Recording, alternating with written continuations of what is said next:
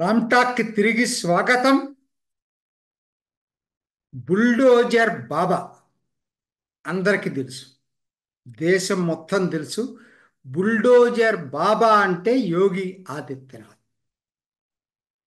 కొత్తగా దక్షిణ భారత బుల్డోజర్ బాబా ఎవరని అడిగితే రేవంత్ రెడ్డి అని సమాధానం వస్తుంది.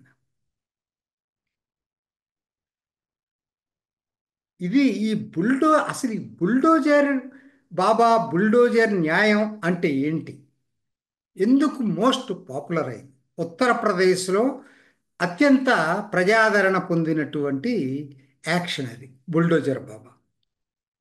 ఇప్పుడు దాన్నే ఒక విధంగా కాపీ కొట్టి రేవంత్ రెడ్డి కూడా అదే పాపులారిటీ దీంట్లోకి వెళ్ళాలనే దీంట్లో ఉన్నట్టుగా అనిపిస్తాం. ఉద్దేశం అదో కాదో మనకు తెలియదు. ఏమిటి అంటే రెండిటి వెనక ఉన్నటువంటిది ఏంటంటే ఒక్కటి. అక్కడ ఆక్రమణలు, ఇక్కడ ఆక్రమణలు. కాకపోతే అక్కడ ఎక్కువ ఎవరికి వర్తించారంటే వాళ్ళు ఈ కేసులో కాదు, వేరే కేసులో దారుణాలు చేసుంటే వాళ్ళకి అక్రమాస్తులు ఉన్నాయో అని గుర్తించి వాటిని బుల్డోజర్ ద్వారా నాశనం చేసేవాళ్ళు. పేపర్లో, టీవీలో వస్తున్నట్టుగా ఒక కమ్యూనిటీకి వ్యతిరేకం అనేది వాస్తవం కాదు. దాంట్లో అందరూ ఉన్నారు, హిందువులు ఉన్నారు, ముస్లిమ్స్ ఉన్నారు, ఇంకా మిగతా వాళ్ళు కూడా ఉన్నారు.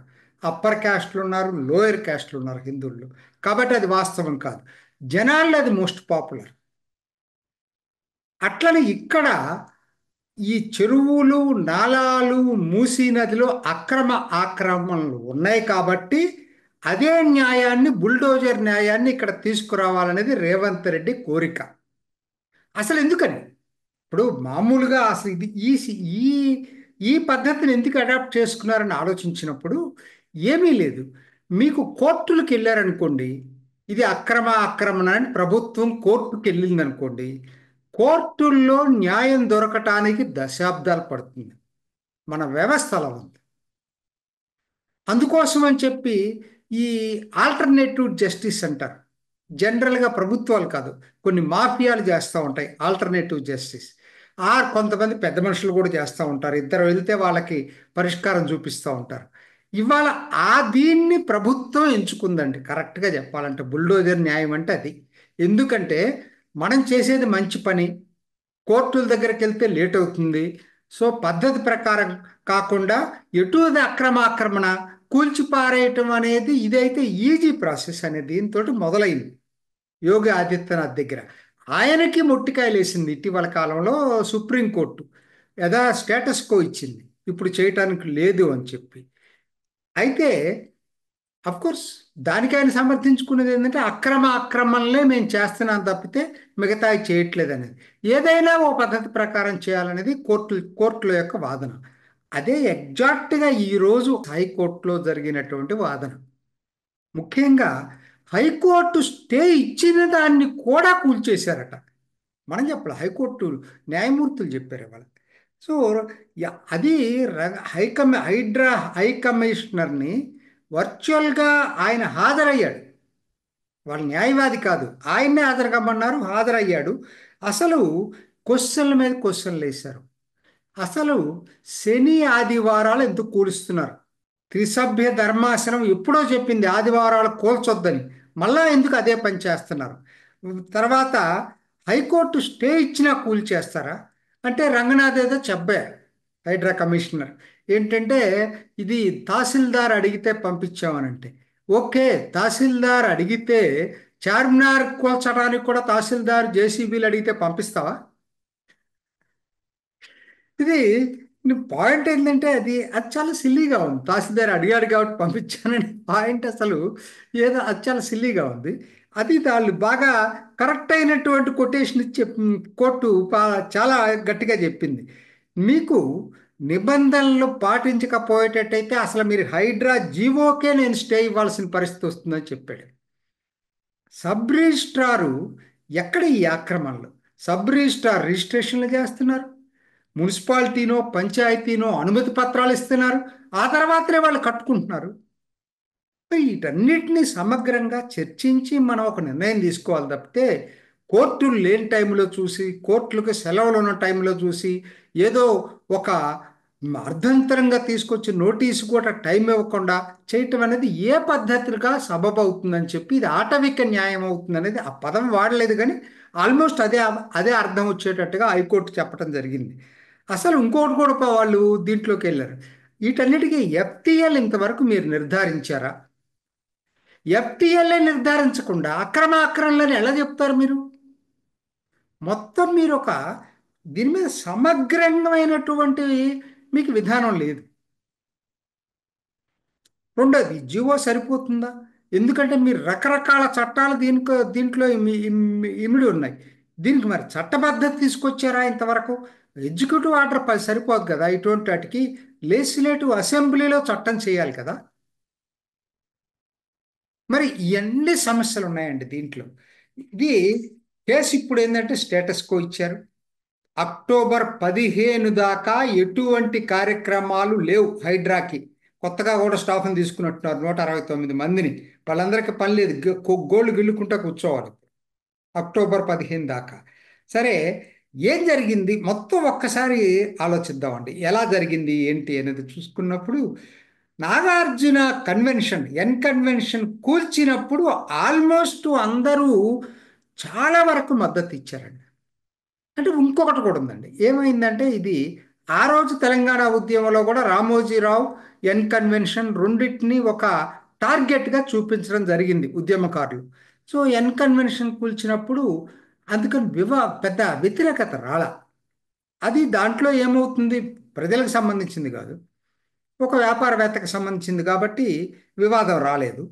అది మరి అట్లానే కొన్ని చెరువుల దగ్గర కట్టుకున్నటువంటి అక్రమంగా కట్టినటువంటి ఫామ్ హౌస్లు కావచ్చు, లేకపోతే రిసార్ట్స్ కావచ్చు, లేకపోతే విల్లాస్ కావచ్చు, వాటిని కూల్చినా ఎవరికి పెద్ద వ్యతిరేకత రాల. స్టార్ట్ అయింది రెండు విషయాల్లోనండి. ఒకటి సామాన్యుల ఇల్లు కూలటం, అంతకన్నా ముఖ్యంగా రెండు దీన్ని ఈ మూసీ నది పునరుజ్జీవ పథకంతో లింక్ చేయటం. లింక్ చేసి ఉండాల్సింది కాదు. ఆదుర్దా ఉండకూడదు, దీనికి కూడా ఓ పద్ధతి ఉండాలి. ఏంటంటే మీరు చెరువుల మీద మొదలుపెట్టారు, నాలాలు పునరుద్ధరించాలనే కార్యక్రమం మొదలుపెట్టారు. ఏ కార్యక్రమం అత్యుత్తమైందండి, దాని ఇంటెన్షన్స్ని ఎవ్వరూ శంకించట్లేదు. నిజంగా నేను ఒక వీడియో చేశాను, రేవంత్ రెడ్డి చేస్తున్నది మంచి పని అనేది. హైడ్రాని స్వాగతించాను నేను. హైడ్రాకి వ్యతిరేకం ఎవరు కాదు, హైకోర్టు కూడా అదే చెప్పింది. హైడ్రాని ఆహ్వానిస్తున్నాం, కానీ పనితీరే అభ్యంతరకరం అని చెప్పారు. తేడా అక్కడుంది. ఎందుకు అట్లా చెప్పాల్సి వచ్చిందంటే సామాన్యుల మీదేమో టక్కున వాటిని కూల్చేసేయటం. కారణాలు ఏదైనా కావచ్చు. రేవంత్ రెడ్డి బ్రదర్ తిరుపతి రెడ్డి ఫ్లాట్ ఎక్కడ దుర్గం చెరువులో దానికి ఏమో నోటీసులు ఇచ్చారు. మీరు చెప్పొచ్చు అది రెసిడెన్షియల్ అపార్ట్మెంట్స్ మిగతా కూడా మేము కూర్చోలేదని. అది జనంలోకి అంత వెళ్ళదండి. ఎప్పుడైతే వాడి సొంత బ్రదర్ది అక్కడ ఉండి నోటీసులు ఇచ్చారో, ఆయన స్టే తెచ్చుకున్నాడో హైకోర్టు నుంచి, న్యాచురల్గా ఏముంటుంది, వాళ్ళకొక న్యాయం మాకొక న్యాయం అనేటువంటిది సహజంగా వస్తూ ఉంటుంది. రెండోది నాకు అన్నిటికన్నా అసలు ఎలా చేస్తారంటే మూసీ నది పునరుజ్జీవ పథకం అని చెప్పి ఎంత పెద్ద ప్రాజెక్ట్ అది, దాన్ని హడావుడిగా ప్రారంభిస్తారా? దానికి మీరు డిపిఆర్ తయారు చేశారా? ముందుగా దాంట్లో ఎఫ్టిఎల్ ఎంత, బఫర్ జోన్ అంత తయారు చేశారా? తయారు చేసి అందులో ఎన్నిళ్ళు ఉన్నాయి, ఇవన్నీ కూడా డీటెయిల్డ్గా రావాలి రిపోర్టు. ఏదో పేపర్లో అక్కడక్కడ రావటం అనేది కరెక్ట్ అయినటువంటి పద్ధతి కాదు. దీని మీద డిపిఆర్ రావాలా, మీ విధానం ఏంటో రావాలా, మరి వాళ్ళకి ఎక్కడ ఇల్లు ప్రొవైడ్ చేస్తున్నారో పారదర్శకంగా చూపించాలా, అందరికి కూడా ప్రజలందరికి కూడా సైట్లో తెలియాలా, మీకు ఎన్ని ఇల్లు కూలుస్తున్నారు, ఎన్ని బెడ్రూమ్లు మీ దగ్గర ఉన్నాయి, ఇవన్నీ తర్వాత ఎడ్యుకేట్ చేయాలా. ఎన్నో రోజు దాని మీద చాలా క్యాంపెయిన్ జరిగి ఎడ్యుకేట్ చేయాలా. నష్టం లేని పద్ధతుల్లో తప్పే. పాతకాల మూసీ నదిని మురుకునీరుగా మార్చింది మనమే, ఆ పాపం మనమే చేశాం. గత పాలకులు రాజకీయ పార్టీలకు అతీతంగా కాంగ్రెస్ పార్టీ ఉంది, బీఆర్ఎస్ ఉంది. దాంట్లో ఒక బీఆర్ఎస్ నిందించడం కరెక్ట్ కాదు. అనుమతులు ఇచ్చిన దాంట్లో, లేకపోతే చూసి చూడకుండా ఉన్న దాంట్లో ఎవరు? మరి ఆ రోజు కాంగ్రెస్ పార్టీ కూడా ఉంది కదా. సో ఇవన్నీ ఏంటంటే రాజకీయాలను పక్కన పెట్టేసేస్తే అసలు మీకు ప్రణాళిక ఏది? ఎట్లా ఉందంటే ప్రణాళిక లేకుండా మొదలు పెట్టడం ఏంటి అసలు ముందు? దానివల్ల ఏదైతే ఇప్పుడు బుల్డోజర్ యూపీ చేసిన దాని మీద వ్యతిరేకత పెద్ద లేదండి. కానీ మీ దాని మీద మొదట్లో స్వాగతించిన వాళ్ళు కూడా ఇవాళ అందరూ కూడా ఆలోచిస్తున్నారు ఏంటి ఇలా జరుగుతుంది అనేటువంటి. ఎందుకంటే చేసే పద్ధతుల్లో ఒక స్పష్టత లేదు. స్పష్టత లేదు. మీరు ఒక విధానం తీసుకోవాలి. ముందు అసలు ఎఫ్టిఎల్ బఫర్ జోన్ వీటిని గురించి మీరు మొత్తం నిర్ధారించాలండి. అది ఫస్ట్ నంబర్ వన్. తర్వాత ఎలా అమలు చేస్తారో చెప్పాలి. ఓకే, మీరు చేయాలనుకుంటే ఇన్ని ఇళ్ళు ఉన్నాయి కదా, వీటికి నష్టపరిహారం ఎలా ఇస్తారు, దీనికి డబ్బులు ఎంత అవుతాయి, మీ దగ్గర అంత బడ్జెట్ ఉందా? ఇప్పుడు మీరు చెరువులు నాలాల వరకే చాలా అవుతుంది వాళ్ళకి. అంతవరకు మీరు పరిమితమై మొదలుపెట్టి అది చేసి దాన్ని గనక శబాష్ అనిపించుకున్నట్లయితే తర్వాత మూసీ నది మొదలుపెట్టుంటే కనీసం ఆ గుడ్ ఇమేజ్ మీకు ఉపయోగపడేది. అన్నీ ఒకసారి నెత్తినేసుకున్నారు. ఇది చాలా పెద్దది. మూసీ నది పునరుజ్జీవ పథకం అనేది మంచిదేనండి, దాన్ని ఎవ్వరు కాదనరు. నిజంగా మూసీ మురుగునీరు గనక తాగునీరు అయితే ఆహ్వానించిన వాళ్ళు ఎవరుంటారండి? ఎవరుంటారు చెప్పండి? అయితే అట్లనే ఒక్క తాగునీటికే కాదండి, అది కిందకెళ్ళి నల్గొండ జిల్లాలో కలుషితమైన ఈ నీరే వ్యవసాయానికి వాడుతున్నాం. అది ఇంకా ప్రమాదకరం. సో ఇవన్నీ ఉన్నాయండి దీంట్లో. మొదలుపెట్టిన ఆశయాన్ని ఎవరు తప్పుపట్ల, ఆ ఆశయాన్ని అమలు చేయటానికి కావలసిన నిర్దిష్ట ప్రణాళిక లేకుండా మొదలు పెట్టడం అనేదే అతి పెద్ద తప్పు. దాంట్లో ఏమైపోయింది, జనం యొక్క ఇప్పుడు మీరు మూఫీ దాని మీద బఫర్ జోన్ ఎందుకు జనం తరి కొట్టారు మొన్న? ఎందుకనంటే అరే పర్మిషన్లు ఇచ్చారు, ఒక్కొక్కరు లక్షలు పెట్టి కట్టుకున్నారు. అది తప్ప ఉప్పు అంటే తప్పే, నేను కాదంట్లా. అనుమతులు ఇచ్చిన వాళ్ళకి తప్పు ఫస్ట్. వాళ్ళు ఎట్లా చూసి కార్పొరేటర్లు చూసి చూడకుండా ఉడుకుంటున్నారు. వాళ్ళని ఎవరు క్వశ్చన్ చేయాలి? వీళ్ళు ముందు వాళ్ళందరినీ జైల్లో పెట్టాలి, దీన్నంతా చేసిన వాళ్ళు. తర్వాత ప్రజల దగ్గరికి రావాలి. మీరు ఒక పథకం దీని ప్రకారం మీరు ప్రణాళిక వేసుకోవాలి. వీళ్ళందరినీ తొలగించాలంటే ఎంత డబ్బులు అవుతాయి? ఆ డబ్బులు మీ దగ్గర ఉన్నాయా? ఉంటే ఎక్కడి నుంచి నిధులు సమీకరిస్తున్నారు? అంతా పారదర్శకంగా ఉండాలి. అప్పుడు జనం నమ్ముతారు మీరు. రెండోది, ఇంకొక నాకున్న సందేహం ఒక్కటేనండి. ఓకే, రేవంత్ రెడ్డి మొదలుపెట్టాడు, ఆయనకి మంచి మార్కులు వేద్దామండి. కాంగ్రెస్ సంస్కృతిలోనే ఎవరిని కంటిన్యూస్గా ఉన్నెవరండి? అసలు ఇది ఇది జరగాలి అంటే కనీసం ఒక దశాబ్దం ఉండాలండి. 5 ఏళ్ళ రాదు, ఈయన టైంలో కాదు. అది మొదలు పెడతాడు కానీ అవ్వటం అనేది కాదు. మరి కొత్తగా ఇంకొకరు ఎవరో వస్తే కష్టం. కనీసం కాంగ్రెస్ పార్టీ అష్యూరెన్స్ ఇవ్వాలి. ఒక 10 సంవత్సరాలు మేము దీన్ని అమలు చేస్తామని కాంగ్రెస్ హైకమాండ్ ముందు, కాంగ్రెస్ హైకమాండ్ ఆమోదం ఇంతవరకు లేదు. ఇప్పుడు ఎట్లా ఉంటుందంటే హిమాచల్ ప్రదేశ్లో యోగి ఈ తినుబండారాల విషయంలో ఓనర్లు వర్కర్లు అందరి పేర్లు డిస్ప్లే చేయమని చెప్పాడు. తప్పు అని ఇష్టం వచ్చినట్టు కాంగ్రెస్ ప్రకటనలు ఇచ్చింది. మొన్నటికి మొన్న హిమాచల్ ప్రదేశ్ ఇంకొక మంత్రి విక్రమాదిత్య సింగ్ ప్రతిభా సింగ్ ఆ, కొడుకు, వీరభద్ర సింగ్ కొడుకు, ఆయన చీఫ్ మినిస్టర్ కొడుకు అనమాట. ఆయన ఆయన యోగిని కోట్ చేస్తూ ఆయన ఫోటో కూడా వేసి ఇదే మేము పాటిస్తున్నాం అదే మోడల్ అని చెప్పి హిమాచల్ ప్రదేశ్లో పెట్టాడు. కాంగ్రెస్ నివ్వెరపోయింది. కాంగ్రెస్ విత్డ్రా చేసుకోమని చెప్పి అతనికి సలహా ఇచ్చింది. మరి ఇక్కడ ఈ బుల్డోజర్ బాబా యోగిదే కదా ఇది కూడా. ఈ బుల్డోజర్ న్యాయాన్ని కాంగ్రెస్ సమర్థిస్తుందా లేదా అనేది ఇంతవరకు కాంగ్రెస్ హైకమాండ్ నుంచి ఒక్క ప్రకటన లేదు. మరి జనానికి ఎట్ట నమ్మకం కలగాలి? ఒకటి, కాంగ్రెస్ హైకమాండ్ గనక సూత్రబద్ధంగా దీన్ని యాక్సెప్ట్ చేయటం అనేది చాలా ముఖ్యం దీంట్లో.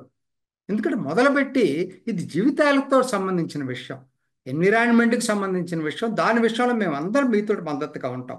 అసలు దానికోసం ఏదైనా సరే మేము సమర్థిస్తామని కాంగ్రెస్ హైకమాండ్ నుంచి స్టేట్మెంట్ రావాలి. ఫస్ట్ రావాల్సింది అది. రెండోది, ఈయన ఎన్నాళ్ళు ఉంటాడో తెలియదు. ఈయనకుందా ఇంటెన్షన్, కొత్తగా వచ్చే వాళ్ళకి ఆ ఇంటెన్షన్ ఉంటుందా ఉండదో తెలియదు. సో ఇవన్నీ దృష్టిలో పెట్టుకొని చేసినప్పుడే ముందు, అప్పుడు కానీ ఇది కాదండి. కాబట్టి ముందు మీరు చేయాల్సింది ఏంటంటే దీనికి కావలసిన ప్రణాళిక, దీనికి కావలసిన విధాన పత్రం, దీనికి కావలసిన కార్యాచరణ, దీనికి కావలసిన నిధుల సేకరణ, ఇవన్నీ లేకుండా ఇవాళ మేము దీన్ని అమలు చేస్తామని అంటే ఏదో వచ్చేసి కొన్ని పడగొడతామంటే జనం యాక్సెప్ట్ చేయట్లేదు. మీదంటే మీ చిత్తశుద్ధిని శంకించాల్సిన పరిస్థితి వస్తూ ఉంది. ఎందుకంటే హడావుడిగా చేయకూడదు కదా, ఏది కూడా ఒక పద్ధతి ప్రకారం చేయాలి. హైకోర్టు చెప్పింది కూడా అదే. హైకోర్టు చెప్పింది కూడా అదే. ఇదేదో ప్రభుత్వం కూడా నేను సెలవు రోజులే చేస్తానంటే కరెక్ట్ కాదు అది. చూద్దాం ఏం జరుగుతుందో. అక్టోబర్ 15 దాకా అయితే మాత్రం దీనికి హైడ్రాకి బ్రేకులు అయితే పడ్డాయి. ఇది ఈనాటి రామ్ టాక్. ఇంకొక ఎపిసోడ్లో మళ్ళీ కలుసుకుందాం. నమస్తే. మీ అభిప్రాయాన్ని కూడా కామెంట్ బాక్స్లో తెలియజేస్తూ ఇలాంటి ఇంట్రెస్టింగ్ అప్డేట్స్ కోసం మా ఛానల్ని సబ్స్క్రైబ్ చేసుకోండి.